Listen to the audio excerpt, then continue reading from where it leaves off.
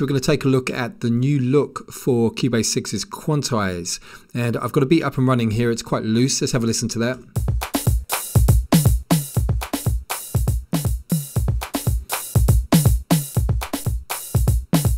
So the whole thing about Quantize is we are trying to tighten up the timing. We're trying to lock it to a particular grid size.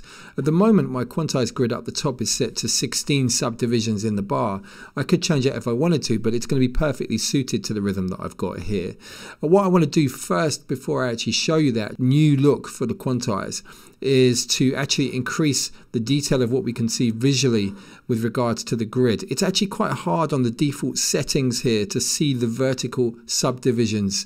And so what I'm going to do is come up to the Cubase menu, go to Preferences, and we're going to be on the Appearance Work Area section. It's actually the edit windows that we need to work with, and we've got these vertical grid levels. So I'm going to take the main one that represent the beats here. I'm going to move these two over slightly so we get nice, easy to spot subdivisions. Can you see that now? In fact, my personal taste, I'm going to go for the main one a little bit darker. There we go. So we can see more clearly now what's happening. It's easier for us to see the positions that are off the grid. So with the Quantize, we're going to lock them in. We're going to come up here, going to click on this arrow, and we've got this new look for the Quantize setup. And we've got the ability to choose our grid sizes here. So that's going to be reflected in the actual edit window as well. You can go to a higher detail if you wanted to do so, but 16, as I said, is going to be perfect for this. So we've got the 16th grid, and what we can do is just simply click on Quantize, and it locks everything in to the grid.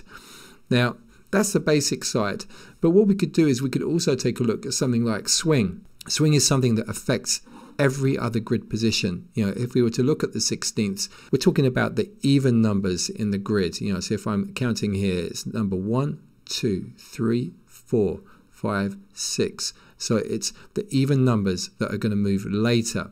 And what's really nice about this is that we can see this displayed in the window here. So if I adjust the swing, can you see that only certain grid positions are moving to the right? We also get a visual display of where those grid positions are in the edit window. So that's another great thing about this. And if I click on the Quantize, we can really swing that. Now the other thing that I could do is to click on Auto Apply.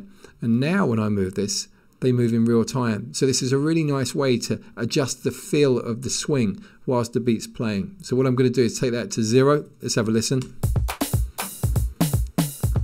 And I'm going to increase the swing.